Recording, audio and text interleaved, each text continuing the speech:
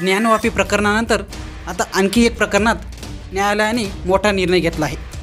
उत्तर प्रदेशमधील बागपत येथील बद्रुद्दीन शाह मजार आणि लक्षगृह या वादावर न्यायालयाने महत्त्वपूर्ण असा निकाल दिला। ईडीजे कोर्टाने या प्रकरणी सुमारे 50 एकर जमीन हिंदू पक्षाला दिली आहे। गेल्या 50 वर्षांपासून हे प्रकरण न्यायालयात सुरू होते।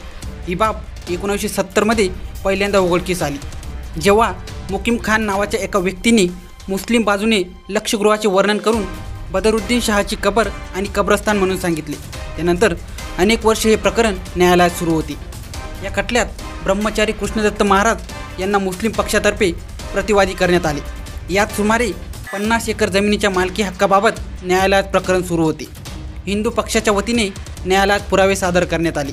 न्यायालयात झालेल्या सुनावणी दरम्यान दोन्ही बाजूंनी युक्तिवाद करण्यात आला।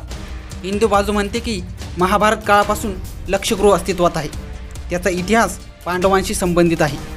या बाजूने मुस्लिम बांधवांनी असे सांगितले की बर्नावा येथील प्राचीन टिलावर शेख बद्रुद्दीनचा दर्गा आणि कब्रस्तान आहे। दुसरीकडे बर्नावा येथील लक्षगृह येथे असलेल्या संस्कृत शाळेचे प्राचार्य आचार्य अरविंद कुमार शास्त्री यांनी म्हटले की हा ऐतिहासिक ढिगारा महाभारत काळातील लक्षगृह आहे। वादग्रस्त 54 एकर जागेवर पांडवकालीन बोगदा आहे। या बोगद्यातून पांडव लक्षगृहातून पळून गेल्याचा दावा केला जातो।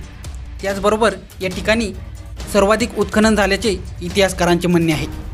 दरम्यान येथे 1952मध्ये ASIच्या देखरेखीखाली उत्खनन करण्यात आले होते।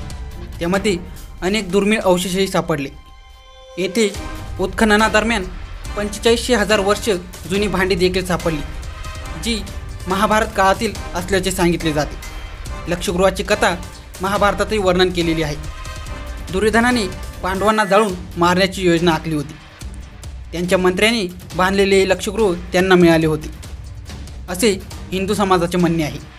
पण शेवटी हा वाद संपला आणि ही जागा हिंदू समाजाला मिळाली।